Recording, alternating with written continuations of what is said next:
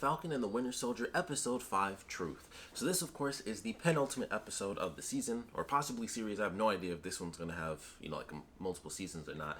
But I really enjoyed the episode. I thought what they did was really good for the resolution of the characters, and they kind of did, the mental side of it, and then the final episode will be kind of the physical side of it. So they went through, of course, Sam had some resolutions, Bucky had some resolutions. They figured out their relationship, and they talked, once they're kind of doing the shield throwing stuff at the end of the episode, or, I guess it was really towards the middle. This was actually an hour-long episode, so that was nice. So hopefully, maybe the next one will be even longer, because they actually put a lot in here. So I enjoyed that for sure.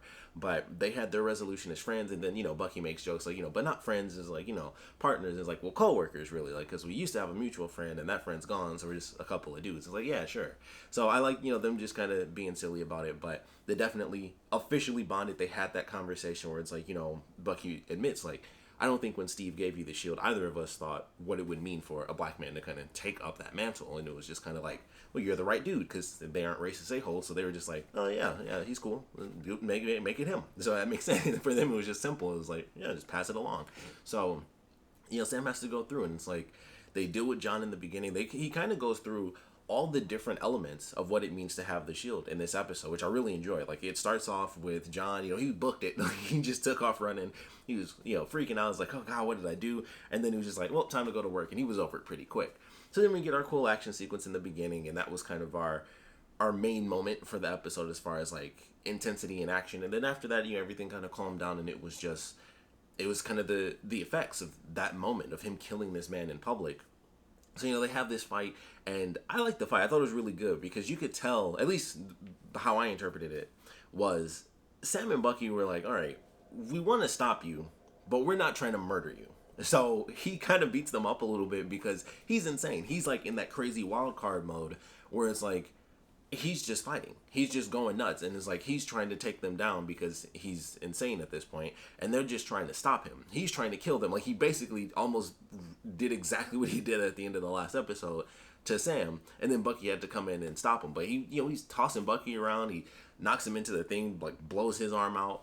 And I enjoyed the fight. I thought it was really good. Sam did some really cool stuff with his wings. That's one of the things that I really enjoy for how they show him fight when he's not just, flying around. He was doing stuff he was spinning on the ground and try to trip him up and things like that, and using the hook shield and trying to use the jets to kind of flip himself over. But unfortunately, John having super strength, that didn't really work too well.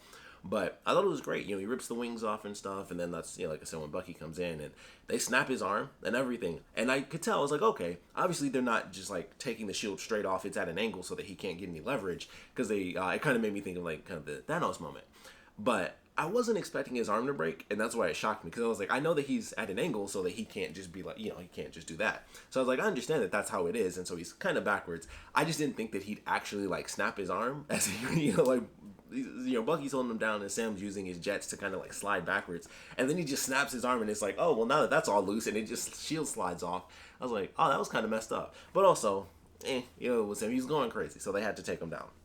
But I like what they did with the fight. I thought it was a good fight. I like the moment that they had with Bucky where he picks up the shield and then he just drops it next to Sam, because even in that moment, because they've had the conversation before, I'll take up the shield before I would ever let you destroy it. But even in that moment, without them talking, the first thing he did was drop the shield next to Sam, because it was he still believes in what Steve chose. And I thought that was a cool little moment, without any dialogue. So I like how they handled that. Then, of course, Torres comes in. He gets the wings. So I was well, our new Falcon, we got our new Captain America, and then that trend that leaves the Falcon position open. So he's got the wings. I doubt we'll see him in the next episode, but I'm pretty sure that's what they're leading towards. It would be interesting. I mean, maybe a post-credit scene. Maybe that's something they could do and be hey, we have new Captain America, and by the end of the episode, or they could even do a time skip and it would still work. If they did it skips a week or two after, the big battle ends, maybe that's how they could do it, and just be okay, well, now that we have our new Captain America, Torres decides to take up the position as, the new Falcon. So that's probably how they're going to end up doing it. He probably won't just jump right in as, the Falcon. But they'll at least have him, in the costume or something by the end. I'm he's totally going to end up in some version of, a Falcon costume. I'm pretty sure. But I thought that was cool. And, Sam takes the shield and Bucky just leaves. And so he ends up finding Zemo at the Sokovia I can't think of the memorial, like the in memoriam statue. And so he goes to find him, and we actually get the moment from the trailer where he's got the gun on him and he just drops all the bullets. So I thought that was a cool little scene. And then of course the Dora Milaje show up, and he's just like, okay. And I like how they did it actually. Like he left, but he still didn't do anything evil. It was just like, wow, this whole episode, it was kind of just, or the whole series even, he had all these moments to leave, and he didn't. He did some less than favorable things. You know, he shot the one doctor, just like, okay, just so you can't make any more serum, I'm just gonna kill you now. And I was like, oh well, you didn't really have to do that. That was kind of rude, but I like the way it was handled. You know, there were a couple of moments early on where it was like, oh, I thought he was gonna leave there. I thought he'd leave there, and then he finally leaves, and then, you know, Bucky finds him in this episode, and he's not fighting him or anything. He literally just went back home, and I think he basically tried to pull another Civil War moment where he knew, you know, he didn't have a gun on him at the time, but I swear all he did was just try to die again because he wanted it to be done. And then of course when Bucky pulled the trigger and he didn't have the bullets in it, it was almost like he was a little disappointed that he couldn't finally die, because he still has to live with it. And I don't know, I guess for whatever reason he chose not to do it himself, but I felt like that's what he was doing. Like he was like, you know, you're programmed to kill, so do it. And I'm just like, he seems like he still really wants to die, but now that he's had time to live with it, he won't do it himself, just as a precaution, I guess. I don't know, but I was like, man, he just kind of wants to go, it seems, and that was a little sad. And then Bucky, you know, doesn't do it. Dora Milaje show up, and he's like, you know, you can cross my name off your list because there's no hard feelings between us. You know, anything, like you didn't really do anything wrong and stuff like that. And then he just leaves, and that was pretty much it. He was like, hey, we're gonna put him in the raft, and that's where he'll stay. Maybe you should stay out of Wakanda for a little bit. And Bucky was like, fair enough. And then he, you know, he tries to call in a last favor. And I assume that they just built the whole costume themselves. I don't know. So I guess they were just like, all right, we'll just make him a costume real quick because he's going to be the new Captain America. So that's what we have, you know, in the box at the end. And of course they teased it. And I knew right before it cut, I was like, oh, they're not going to show it. And then it cuts, and I was like, I want to see it so bad. Like, I've seen the figure of what it looks like, but I want to see it in the show. I want to see like the actual costume and stuff.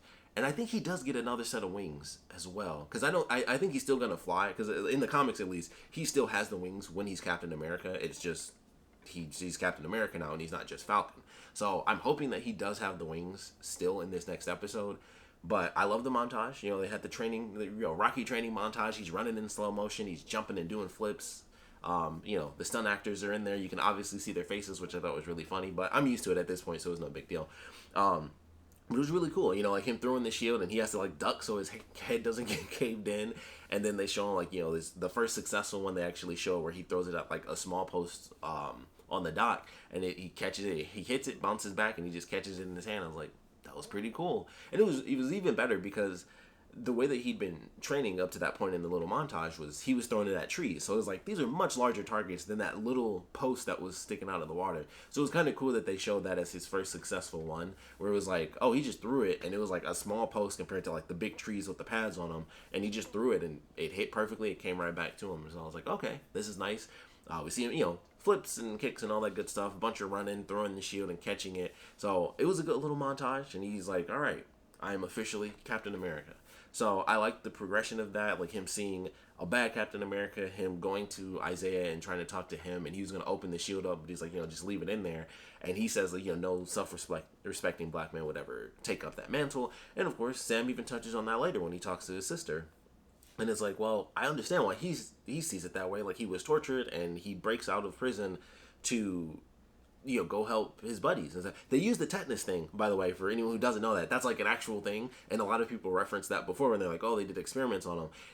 They specifically put it in here where it was like, oh yeah, they said it was tetanus. And I was like, wow, that's like the actual thing that happened in history. It wasn't just like random experiments. He specifically said tetanus, and I was like, oh, that's like the actual thing that happened. So that was interesting. But, you know, he goes through and he talks about, you know, breaking out his friends and, you know, trying to save them, and, you know, that didn't matter. He was still treated like garbage. And eventually, the woman that he ends up falling in love with, all right, I think it was like the second one. The way he told the story, I was a little bit confused, because at first I was like, okay, he had like one wife, and then I don't know if he married that second woman, but he mentioned like, and that's her, because he had like did multiple pictures. So I was a little confused, honestly, when he got to the end of the story and mentioned how, like he said something very specific where I was like, oh, so did he end up marrying a second woman as well? And then, you know, she passed away too, or at the very least they were in a relationship after she ended up, you know, deciding to save him. and she gave him all the notes from his former wife. So there was something in there. It was like, it just, when he said that, it was like, oh, I got like kind of confused, and I didn't bother rewinding it because I was like, sad story. I understand. Like he lost both the women that really helped him out in life, so he's just there with his grandson. So I like the way it was handled. I like how, like I said, that was kind of part two of the whole Captain America thing. It was like, bad Captain America, who wants, why would I want to be Captain America? Why should any black man be Captain America? And then deciding for himself, like, it's for the fight. It's for the people. It's to take the mantle of Captain America and change the perception and change it from what it currently is, which is like, holy crap, Captain America murdered this dude, to, kind of taking it back to Captain America is a good person that you can rally behind. And, he can also be black. So I like the way they handled the journey of him officially deciding to be Captain America in this episode. That was really good. I like the moment where he's training with Bucky and, he gives him the tough love. Like, if you kind of want to get rid of the Winter Soldier, you got to put in the work. And so of course he references something oddly specific, but not knowing that he's doing that. And of course he's like, I'm sure there's at least one person that you can talk to where it has nothing to do with violence and it's just resolution. It's like, that's oddly specific example that you magically came up with, knowing, for us at least, knowing that that's exactly what Bucky has in his life, where there's that one person where it has nothing to do with correcting the violence that he did to help them.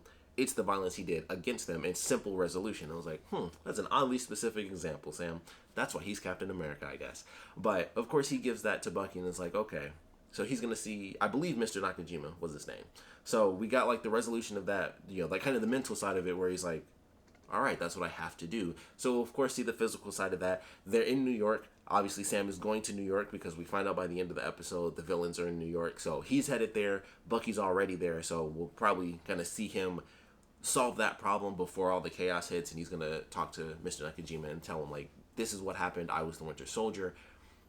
We'll see. It could be a very emotional moment. I'm excited to actually see that moment really play out, but love what they did for both Sam and Bucky. And then, like I said, this was kind of the mental side of it, and then the next episode will be the physical side. He will be Captain America. Bucky will have that resolution, and he'll kind of get over that mental block that he has. Like, the Winter Soldier is still in there somewhere, because I keep having those nightmares. But we've only seen one.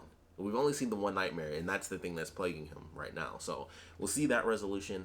And then, I mentioned before in the last episode where it was like, that was the day the Winter Soldier died. Maybe that's not true. Maybe he has to have this resolution and tell him, like, hey, I killed your son, so that he can kind of get over that hump. And then that will officially be the moment that the Winter Soldier dies. When he stops having those nightmares, he'll be, Bucky Barnes or the White Wolf, depending on what he decides to go with. So I'm excited for the next episode. Then we have a post-credit scene, because John Walker, despite being insane and getting his butt whooped, and then of course, I think the guy said other than dishonorably discharged. I've never heard of that. I've never also been in the military or anything of the sort, so I didn't know that was a thing. But obviously, everyone's like, you suck. They're booing him and stuff, and it's, cameras flashing, booze coming in. He got a little mad, and then he left. And so then Julia Louis-Dreyfus comes in, and it was like, oh, that's cool, everybody likes her. And so she starts saying this name, she's rattling this name off, and it was like a Madripoor moment where I'm like, I know this, but I don't know why I know this.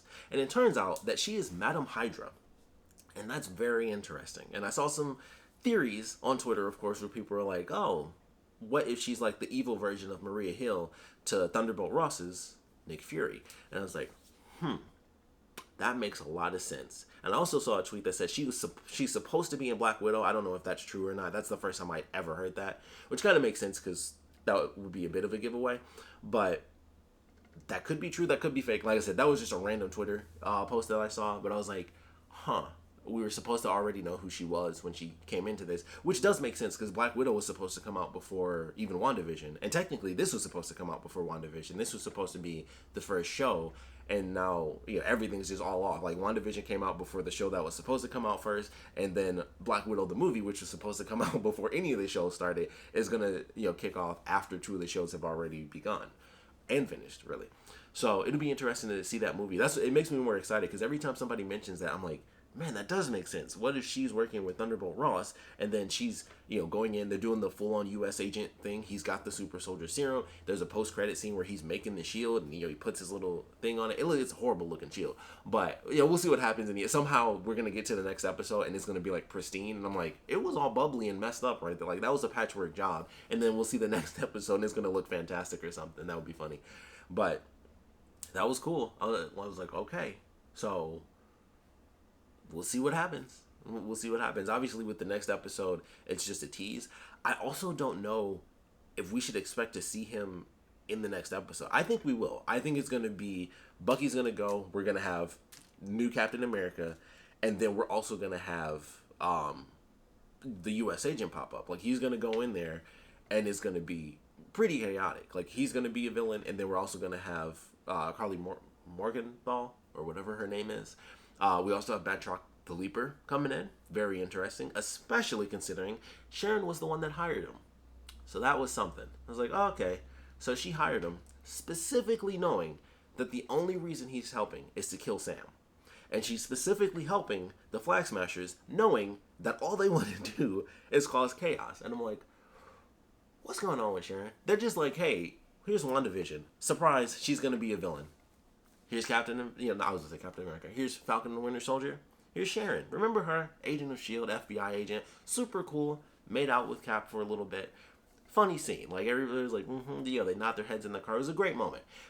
Super villain. She's a super villain now. And that's fine. It's great. I'm just like, I just didn't see it coming. And they're just like, you know what? Let's change a couple of heroes to villains. Let's just see what happens. And they're just like, yep, Wanda was good, but she won't be forever.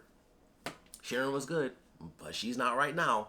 And it's just like, this is interesting. I don't know what they're doing with this, I don't know why they decided this, where it's just like, it seems like so far with the two shows, it's just like, okay, hero turned villain. Here's a hero turned villain. Especially considering Sharon's position is like, maybe she is the power broker. It's hard to tell. A lot of people mention, like, it wouldn't make sense if she was the power broker when she was killing all the other people, but she could have been just covering her tracks. I assume that it made more sense that she worked for the power broker, which could still be the case. But it's just one of those things, because especially now where it's like, all right, we'd literally be in the last episode, and then they introduce, like, another actor to be like, this is the actual power broker. But at the same time, we also don't need to see who the power broker is. They could just be a reference, and then we just see Sharon Carter doing her own thing, and whenever they decide, like, yep, we'll do Madripoor at some point again, then they'll cast an actor for the power broker, and that'll be its own storyline, where it's Sharon Carter eventually killing off the power broker, and then she takes over officially. So she could be that already, or she could still just be working for the power broker from time to time and really just doing her thing. I wouldn't be shocked, in all honesty, if she was the power broker.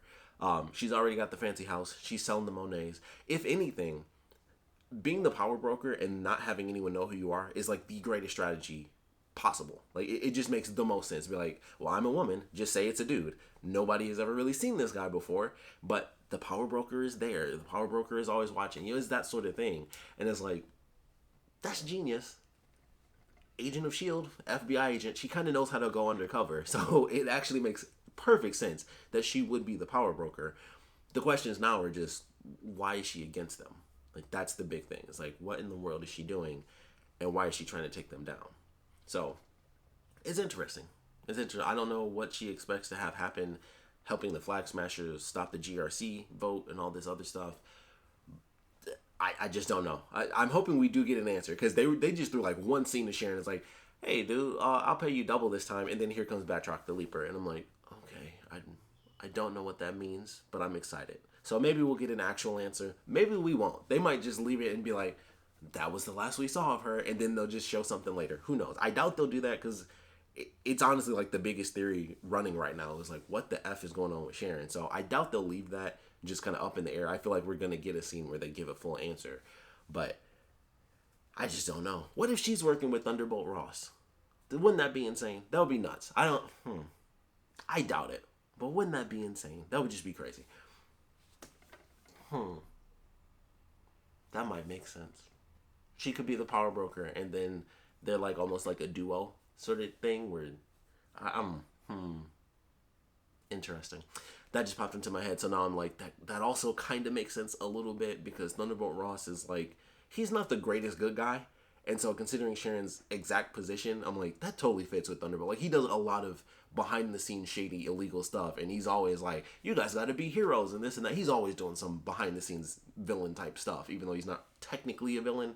He does some real villain like things. So that would almost make sense too. That's weird. I don't know what to expect anymore with the whole Power Broker, Sharon, Thunderbolt stuff. Like, everything feels like it could tie together. But either way, one more episode to go. I'm definitely excited for it. We'll love to know your thoughts on this, so please put your comments down in the comment section below. Let me know your favorite parts about this one, your least favorite parts, and of course, theories, hopes, dreams.